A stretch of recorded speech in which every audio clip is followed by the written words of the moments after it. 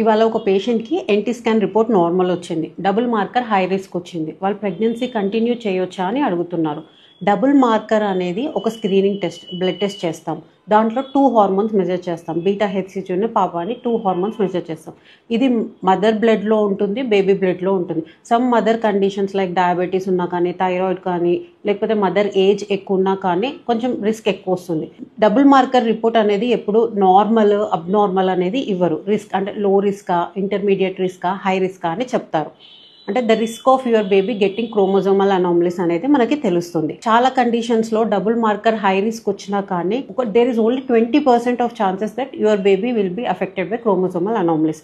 ఇది ఎలా తెలుస్తుంది మనకి అంటే కన్ఫర్మేటరీ టెస్ట్ చేస్తాం. లైక్ NIPT కానీ ఆమ్నియోసింథసిస్ చేస్తాం. ఇవి కన్ఫర్మేటరీ టెస్ట్. ఈ టెస్ట్ మనకు ఖచ్చితంగా చెప్తుంది like there is a risk of chromosomal అనామలీసా లేదు అని. ఒకవేళ ఈ NIPT కానీ ఆమ్నియోసింథసిస్ నార్మల్ వస్తే then need not worry. So ఈ కన్ఫర్మేటరీ టెస్ట్ చేసుకున్నాకనే take your decision whether to continue your pregnancy or to terminate it. Thank you.